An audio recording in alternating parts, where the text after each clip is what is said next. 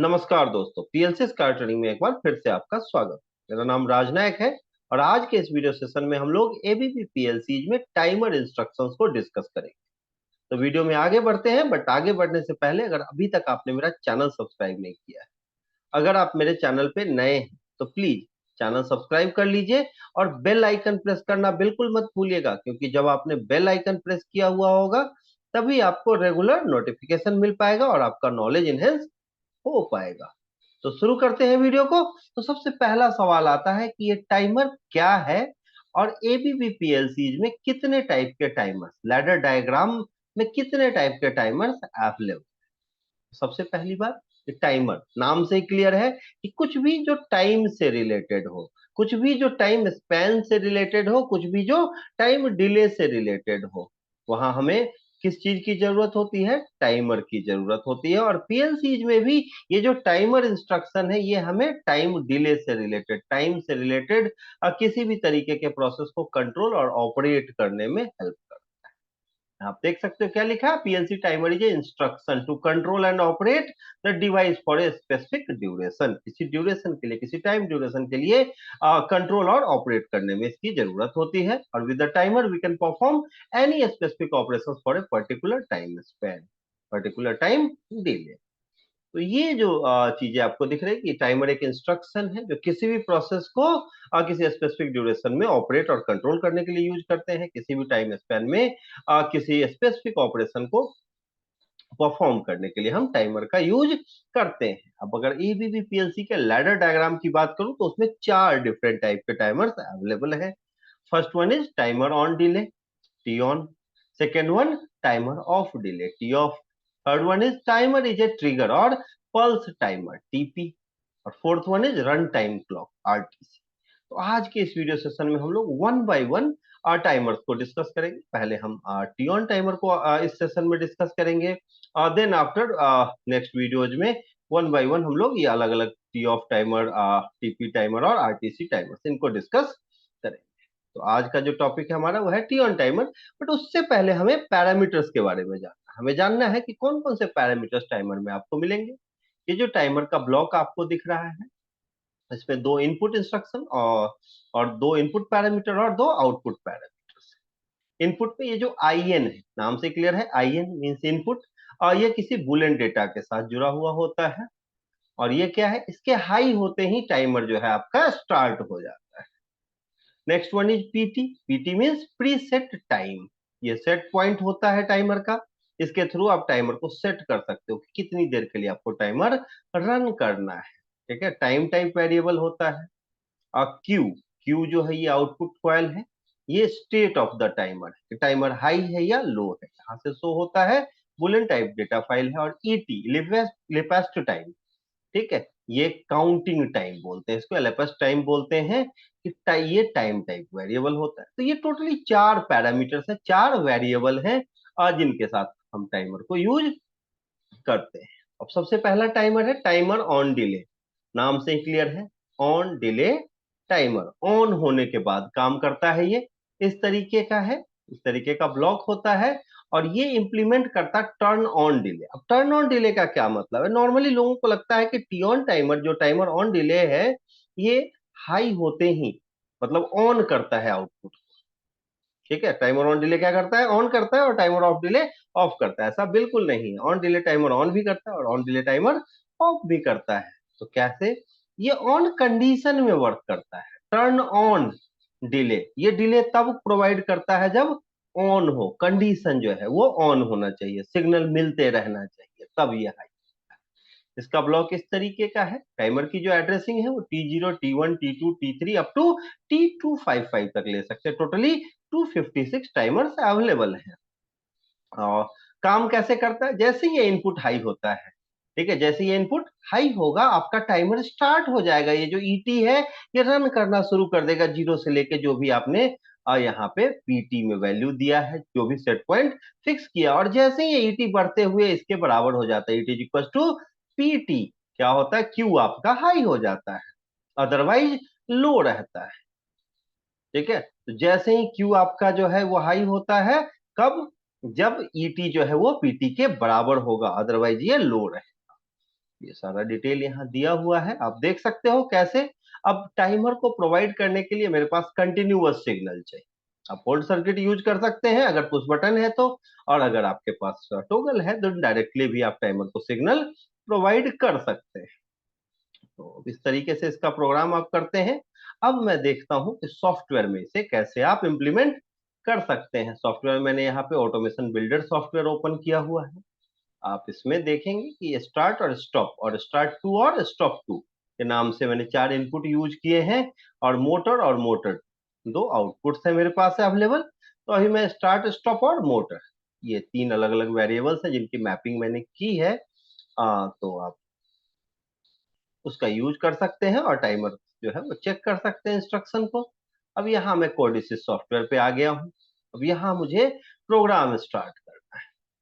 क्या किया मैंने, एक होल्ड सर्किट क्रिएट किया। मैं चाहता हूं कि पुश बटन के थ्रू वर्क हो। तो ये मेरा स्टार्ट है और ये स्टॉप है। तो यहाँ मैंने स्टार्ट लिख लिया और ये क्या है, स्टॉप। और मुझे होल्ड करना है लेकिन एक बाइनरी के साथ, एक मेमोरी बिट के साथ। तो यहाँ मैंने एक मेमोरी बिट कनेक्ट कर दिया है और इसका जो है वेरिएबल मैंने M0 लिया। ये पूछा क्या है भाई M0, Boolean type data file है, ओके। अब मुझे इसे होल्ड करना है, इसकी सीलिंग करनी है इसकी। हाँ, मैंने एक पैरेलल ले लिया है और यहाँ मेमोरी बिट की एड्रेसिंग लिख दी। और इस तरीके से मुझे मेमोरी बिट का जो है ये आपको एक होल्डिंग सर्किट दिख गया। इसका साइज थोड़ा बढ़ा देता हूँ ताकि आपको और क्लियर दिखाई दे। आप देख रहे हैं कि अब ये होल्ड सर्किट मैंने क्रिएट कर। अब मुझे क्या करना है, टाइमर रन करना है। इस मेमोरी बिट से टाइमर को कनेक्ट करना है, तो मैंने एक नेटवर्क और ले लिया। अब यहाँ मैंने नो कॉन्टेक्ट लिया है और इसके ऊपर इस मेमोरी बिट का एड्रेस डाल दिया। अब इस मेमोरी बिट को जैसे ही आप हाई करोगे, ये नेक्स्ट नेटवर्क में सिग्नल पास करेगा और वो कनेक्ट हो जाएगा किससे, टाइमर से। अब सवाल आता है टाइमर मिलेगा कहाँ मुझे, ये टी ऑन टाइमर। तो यहाँ पे ये जो आखिरी ब्लॉक आपको दिख रहा है ऊपर टॉप पे आप जाएंगे तो ये टी ऑन टाइमर का है। ठीक है, टाइमर टी ऑन है, आप इस पे क्लिक करेंगे और आपका टाइमर जो है यहाँ कनेक्ट हो जाएगा इस तरीके से। और अगर आप चाहते हो कि नहीं सारे टाइमर जहां है वहीं से मैं टाइमर यहाँ कनेक्ट करूं, तो आप क्या करते हो, ये फर्स्ट वाले ब्लॉक पे क्लिक करते हो। ये फंक्शनल ब्लॉक है, इस पे जैसे ही क्लिक करेंगे ये फंक्शनल ब्लॉक ओपन हो गया आपका।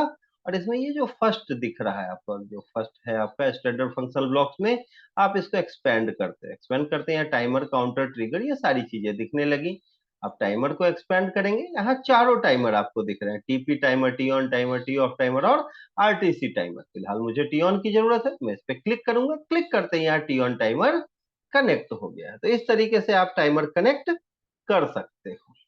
अब आई होप आपको समझ में आ रहा होगा। अब हम देखते हैं कि कैसे आप टाइमर को जो है एड्रेस प्रोवाइड करते हैं। तो जैसा कि मैंने बताया कि टाइमर की एड्रेसिंग क्या होती है भाई, T0, T1, T2, T3, T4 up to T255 तक ले सकते हो।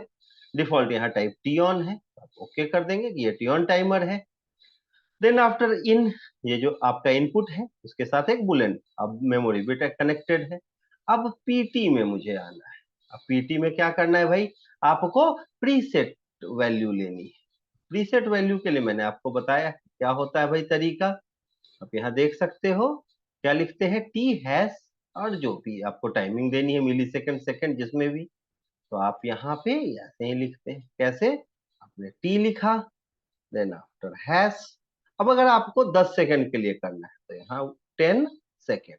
साथ में अगर आपको 10 मिली सेकंड भी चाहिए तो आप क्या लिखेंगे, 10 मिली सेकंड। ठीक है, अगर आपको मिनट में चाहिए तो आप मिनट भी लिख सकते हैं। इस तरीके से आपने क्या किया, यहाँ पे प्री सेट टाइम दे दिया, सेट पॉइंट आपने टाइमर को प्रोवाइड कर दिया। अब कैसे पता चलेगा कि आपने सही लिखा, जब ये पिंक कलर का दिख रहा है मींस आपने जो एड्रेसिंग की है, आपने जो प्रीसेट टाइम दिया है वो सही है। अगर आप यहाँ पे रेड दिखता मींस रॉन्ग है, एरर आएगा प्रोग्राम। अब यहाँ पे ये जो है एलिपेस्ट टाइम है या काउंटिंग टाइम कह सकते हो आप इसको।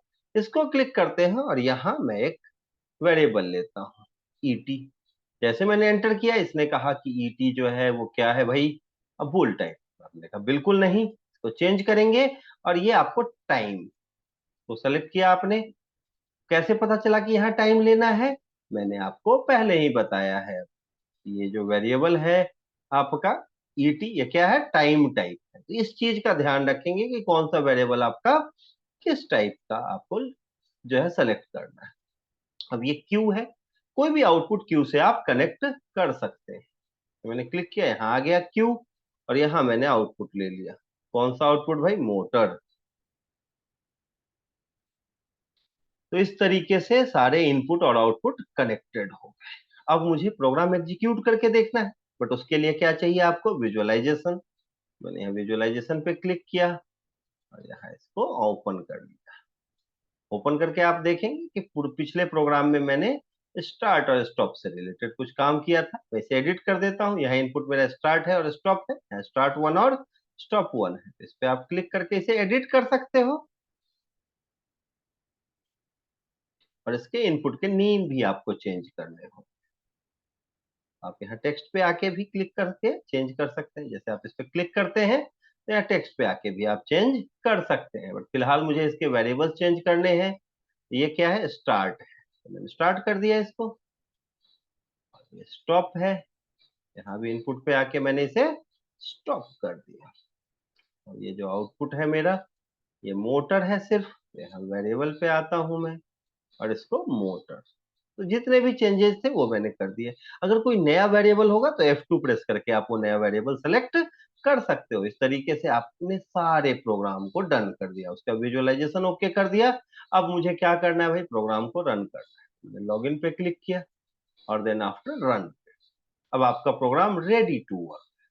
अब जैसे ही आप स्टार्ट बटन को ऑन करते हैं, आप देखें यहाँ टाइमर स्टार्ट हो गया, और जैसे ही ये बढ़ते हुए कितना 10 सेकेंड 10 मिली सेकेंड को पहुंचेगा, वैसे ही आपका मोटर हाई हो जाएगा। देखिए 10 सेकेंड होते ही मोटर हाई हो गया, और जैसे ही मैं स्टॉप करूंगा ये लो हो जाएगा। अगर कभी बीच में भी मैं स्टॉप कर देता हूं तो ये रीसेट हो जाता है। तो जो टी ऑन टाइमर, इसको कंटिन्यूअस पावर की जरूरत है, कंटिन्यूअस सप्लाई की जरूरत है। ये आप इस यहाँ से क्लियर हो, क्योंकि जैसे सिग्नल मिला टाइमर स्टार्ट, और जैसे सिग्नल कट किया ये, और रन जो करता है इसका टाइम बेस जो है वो मिली सेकेंड में, ये ध्यान रखेंगे। तो ये सारा जो है इसका वर्क है। अब आपने कहा मैं चाहता हूं कि टाइमर के आउटपुट को मैं नेक्स्ट नेटवर्क में रन करूं। मैंने यहाँ से लॉग आउट कर दिया। अब इसको जो है मुझे नेक्स्ट नेटवर्क में ये आउटपुट चाहिए। उसके लिए मुझे नेटवर्क सेलेक्ट करना होगा। इसे डिलीट कर दिया और एक नेटवर्क ले लिया। अब यहाँ पे मुझे एक एनो कांटेक्ट चाहिए। इस पे मुझे क्या करना है? यहाँ मैंने एनो ले लिया है। अब मैं चाहता हूं कि टाइमर का आउटपुट यहाँ इस एनो पे दिखे, तो मैंने यहाँ पे T0 लिखा, टाइमर की एड्रेसिंग, और साथ में डॉट। जैसे ही आप डॉट दोगे यहाँ पे ऑप्शन आ जाएगा कि आप टाइमर का क्या यूज करना चाह रहे हैं। टाइमर का इनपुट, टाइमर का काउंटिंग टाइम, एलएफएस टाइम, और क्या यूज करना चाह रहे हैं? पीटी यूज करना चाह रहे हैं, क्यू। तो आपको क्या करना है? क्यू को सेलेक्ट कर लेना है। ठीक है, क्लिक कर देना है, या आप टाइप भी कर सकते हो, क्यों, अपने आप ले लेगा ये। तो इस तरीके से टाइमर का आउटपुट आप यहाँ कनेक्ट कर सकते हैं। अब मैंने यहाँ पे मोटर लिख दिया, और ये सारा जो है वो कनेक्शन डन हो गया। अब आप इसे रन करा के चेक कर सकते हैं, लेकिन उसके लिए आपको विजुअलाइजेशन जो है वो एक बार देख लेना है। विजुअलाइजेशन में ऑलरेडी ये सारी डिटेल्स डाली हुई सेम ही है, कुछ भी चेंज करने की जरूरत नहीं है। मैंने इसे लॉगिन किया, और लॉगिन करने के बाद रन। अब आप देखें सेम वर्क जो अभी अभी हुआ, कि जैसे आपने स्टार्ट किया टाइमर आपका स्टार्ट हो गया, और जैसे ही ये आपका 10 सेकेंड 10 मिली सेकेंड पे पहुंचा, आपका आउटपुट हाई हो जाएगा। आप यहाँ देख सकते हो आउटपुट कैसे हाई होगा। यहाँ भी आप देख रहे हैं, यहाँ भी। और जैसे ही मैंने स्टॉप किया, आउटपुट लो हो गया।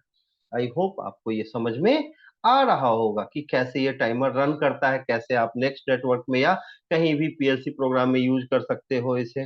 टाइमर में कैसे आप time based preset value provide कर सकते हैं, और टाइमर का आउटपुट कैसे प्रोवाइड कर सकते हैं। ठीक है, समझ में आया होगा। अगर फिर भी कोई डाउट है तो कमेंट सेक्शन ओपन है, आप कमेंट कर सकते हैं। कोई ऐसा डाउट हो कि आपको लगता है नहीं नहीं आपको मुझसे कांटेक्ट करना ही चाहिए, तो आप मुझे कॉल कर सकते हो, मुझे व्हाट्सअप कर सकते हो। मेरा कांटेक्ट डिटेल आपको स्क्रीन पे दिख रहा है, आप मुझे मेल कर सकते हैं। अगर आपको किसी भी तरीके की ट्रेनिंग की रिक्वायरमेंट है, आप पीएलसी, स्कैडा, एचएमआई, वीएफडी और किसी भी basic level to advance level, online offline किसी मोड में, इंडिविजुअल और या ग्रुप में कैसे भी सीखना चाहते हैं, उसके लिए आप मुझसे कांटेक्ट कर सकते हो। आप मुझे कॉल कर सकते हो, मुझे व्हाट्सएप कर सकते हो। हमारे पास एक प्रॉपर डेडिकेटेड टीम है जो आपको एक एक टूल्स पे, एक एक ब्रांड के टूल पे आपको ट्रेंड करती है। अगर आपको जॉब की रिक्वायरमेंट है, उसके लिए भी आप मुझे कांटेक्ट कर सकते हो। अगर आपको वीडियो पसंद आया है तो इसे लाइक करते हैं, शेयर कीजिए। इस वीडियो के लिए इतना ही। अब मिलते हैं नेक्स्ट वीडियो में न्यू और इंटरेस्टिंग टॉपिक के साथ। तब तक के लिए थैंक यू वेरी मच।